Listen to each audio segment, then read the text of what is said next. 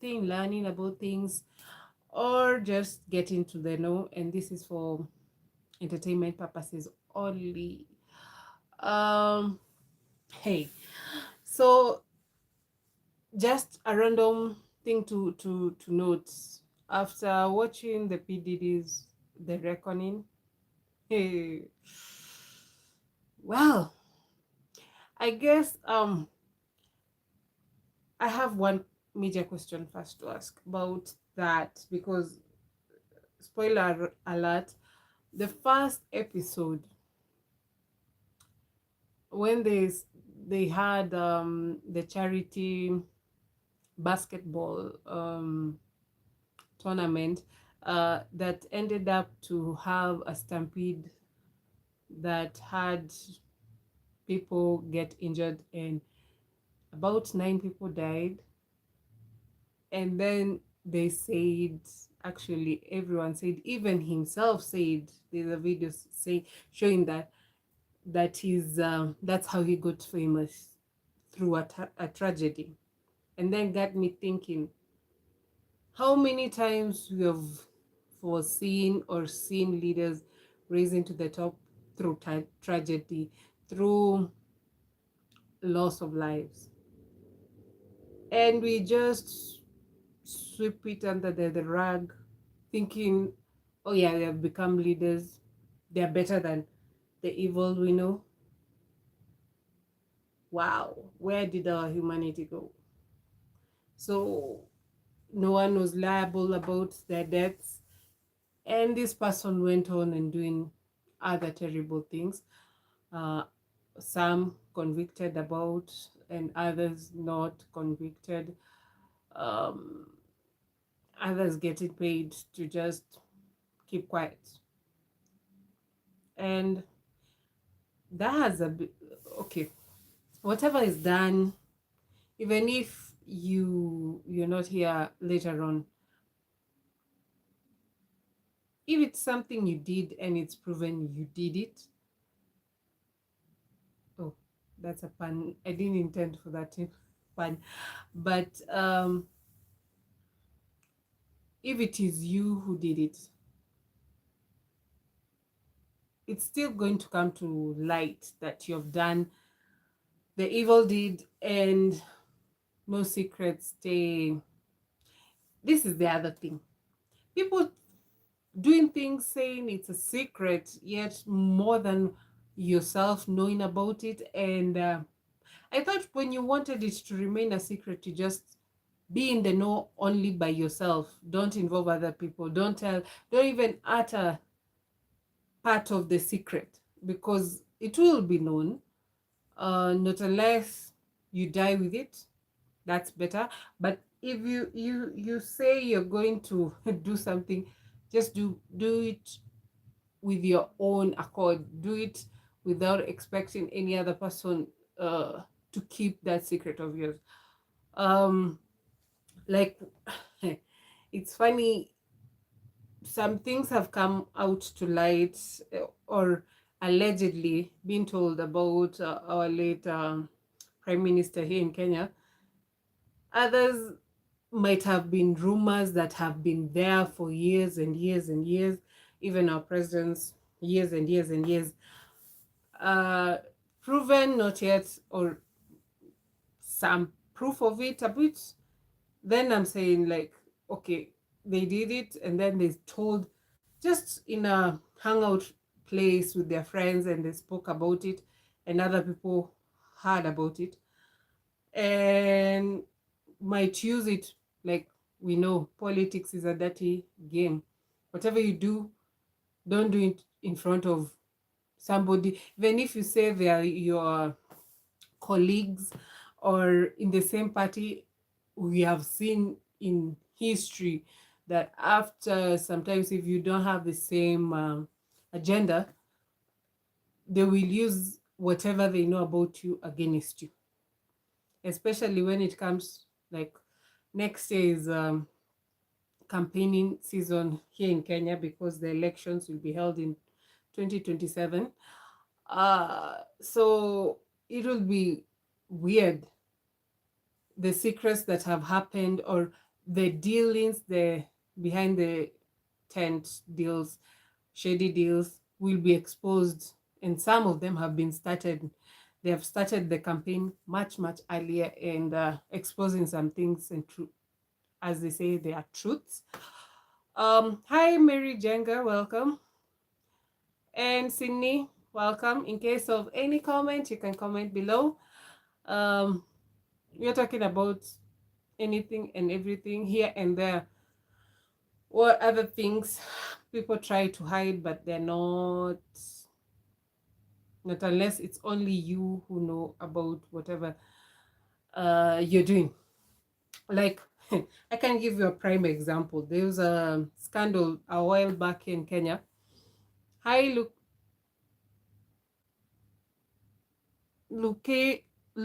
UK, welcome. Sorry, I hadn't seen your comment. Talk about God. um, yeah, Sydney.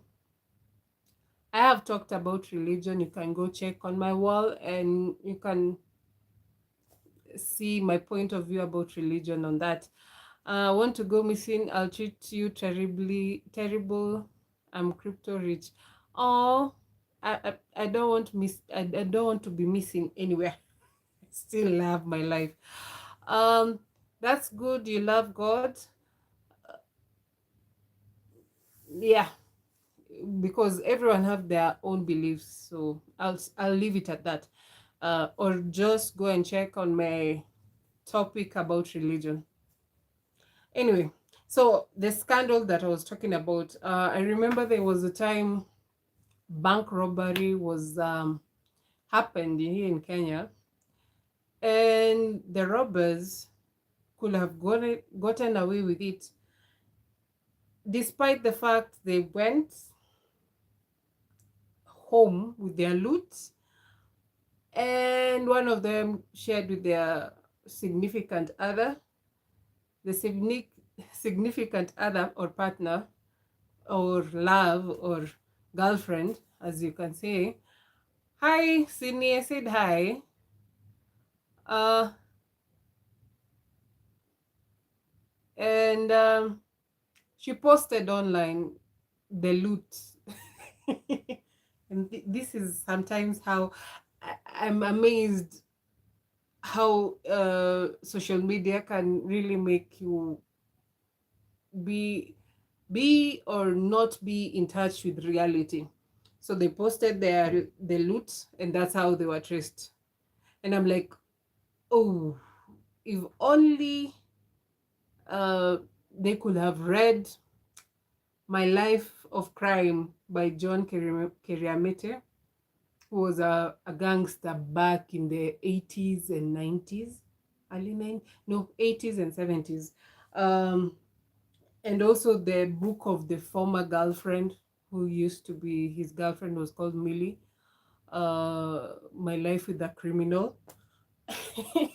I was like, oh my God. If you can do something and then you still expose it online, you're exposing it to multiple people, different countries, and sure enough, you forget that your IP address is, not unless you're a hacker, is visible for where you are. Even if you bounce it back, it can be traced depending with the type of hackers you have in your area. Then also mobile internet, no, not just internet, your phone. We have a GPS with us every day in the walks of life, in the phone or the form of our phones. You might sometimes not know it. Sometimes you turn it on, or even if it's off, sometimes you just write your location up. And yeah, that's easy to get where you are. There are others who just send live location throughout. So, and also the apps that families use so that they can be in the know of where, like right now, we know parents who have kids who have they've given them mobile cell phones, and they want to know where they are in case of emergencies, which is okay. But still, at the same time, you're committing crime and you're still having your location on.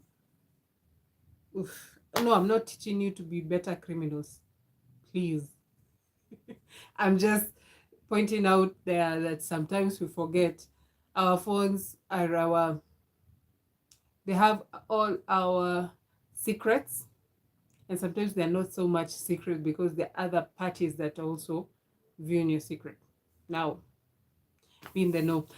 Uh, okay, God is your savior, is our savior. Okay.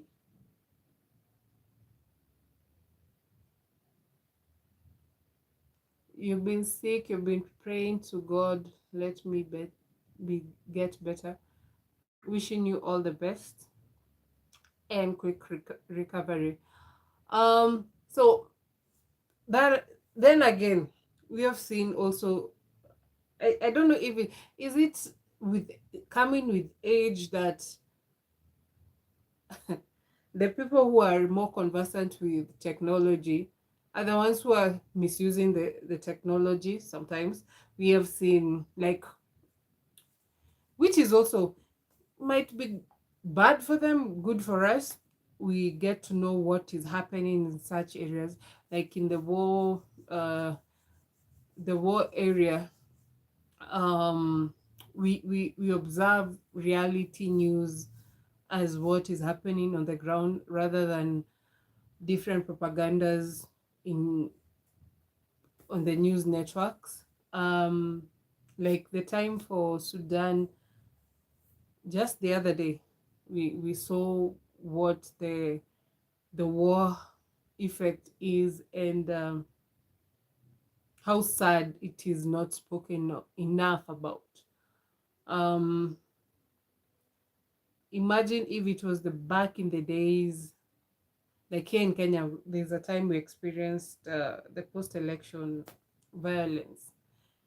Uh, at the When you watch the news, you'll see they were going to the more I'll say the high places that had conflicts. Then for some of us who are in some towns, it was peaceful, but also you could feel the tension because most of what do they call them, policemen or police staff were not wearing uniforms. They were still doing their intelligence collection and also protection at the same time. So to the world, they saw the high conflict areas. To the local ones, those who didn't even feel the effect as much as the towns that were really contentious, didn't even know some things were happening. And then when you later on, we went back, I remember it was when I was in high school, when we went back to school, we had two classmates who used to live in the counties that were really affected, and they could not be able to travel back to school. So, and actually they sat behind me, so i I felt that. So, and then some of us, it's only we were how many we were in 53 in class, and then we became 51 in class after that. So it was hard, and some of us, the classmates, some of them saw such uh, um, conflicts, and they will talk about it with trauma, but they had to go back to school so that they can finish their education and go to the next step. So yeah, so when we talk about technology, it's good, yes, it can help us know some things, but there's another dark side about it. We have seen people posting the most whew, sensitive things without fear. And then we have seen people shedding the light or turning on the light towards something that was hidden to the rest, and they get to be in the know. So it's neither here nor there. So it's bad, at the same time it's good. So the the the only thing we can say is how we treat ourselves for the next phases, and how we help ourselves to be better people. But I had said humanity has taken a nosedive, because some things people are doing out here, it's alarming. It's really alarming. Here in Kenya, we had a case just the other day of a gender-based violence. A lady was gang raped, and some people from that community translated, because they were speaking from the community's dialect, and it was oof, it, e- even if you hear the translation, I know we say the dialect itself, it's stronger than how you translate it, and that's why we have issues even with our national anthem. What is sung in Kiswahili is totally different from what is in English, because uh, thank you for the compliment, Bonimani. um Welcome. So, like, the beginning of a national anthem is in Kiswahili is E Mungu nguvu zetu, and then in English is O God of all creation. That's wrong. E Mungu nguvu zetu means O God, our strength. You see, different. Ooh, my accent is coming out. Different translation. um, Also, when speaking of which, the other thing that I noticed, like New Zealand, issue that was that made a hacker uproar in the parliament,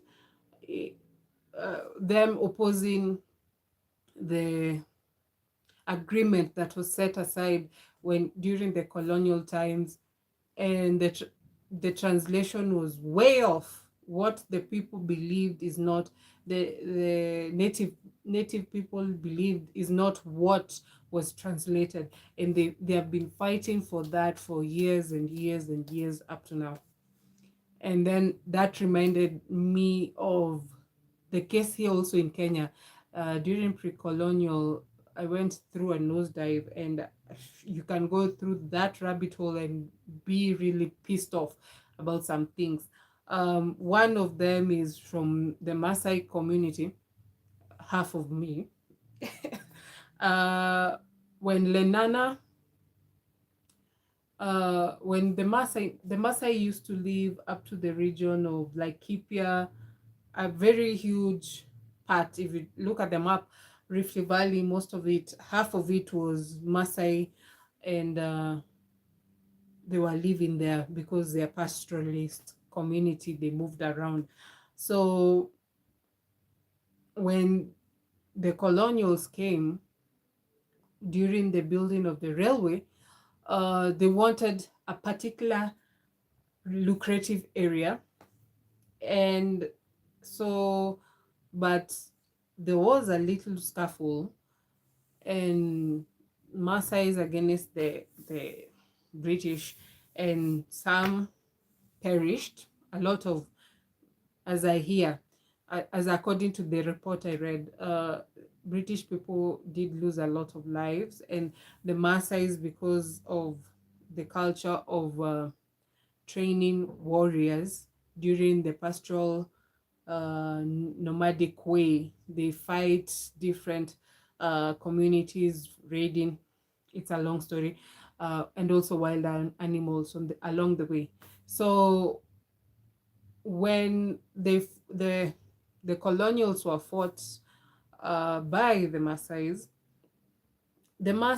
left, like, I say, okay, they were saying about 2 people to go back and report that they are very vicious and they don't want to move from their land. But then they came with guns and killed most of the Maasai warriors. And then now it became a negotiation of how to maintain peace, for them to work and build a railway to go to Uganda that is still up to date, existing. And the chief, who was then Lenana, was told to sign an agreement to relocate the Maasais so that the workers can work peacefully. But what was written in the agreement, what was translated to the Maasai, the chief and the councils of elders, was they are going to be resettled into a better place, and once the work is completed they can continue on moving as they were used to. But in the English version, it was written they were supposed to be relocated to Narok and Kajiado. No, the accent of Masai has come out. Yeah, now where I am living. So it's a small space. According to the vast land of Rift Valley, it was a small space that they were pushed to live. And the chief died, no, later on knowing, and he had signed with the ink thumb because they didn't know how to read and write. They just trusted the people who are translating. And whew, yeah, that's the contentious things that happens up to date. Learning about your history is good. Funny, I didn't do it in high school. I was not a fan. But now, due to, I think, the interest of knowing how the country was and also learning about how we are, and also sometimes because some projects, some people tell you they need something from a particular time in our society, and you need to know where the original of that. So now I'm doing a lot of researches, which it's ironic since I said in high school I didn't want to learn about dead people. But anyway, here I am. Uh, so it's neither here or there. And then up to date, Maasais live in Narok most of the time, Narok and Kajiado. And then, yeah, you get there. So it wasn't good because they used this deception to, in order for them to achieve whatever they achieved. Well and good, we got a railway. Other than that, eh. So now there's the other issue that we are now facing is the Masai Mara, the hotel that is evading Masai Mara. Now it's a lot of people are talking about it, and I was just simple question, because before a major project like that to happen in protected land, the government should be in the know, the local government should be in the know, the uh, parastatals should be in the know, the involved environmental uh, departments should be in the know. So who slept on that and accepted, actually, in all those, who just accepted that to happen while knowing it's going to affect the environment and the migration that literally is a tourist attraction both locally and internationally? That's the only question I want to know. Who slept on that? Or better yet, how many bribes were done? Let's just go down to that.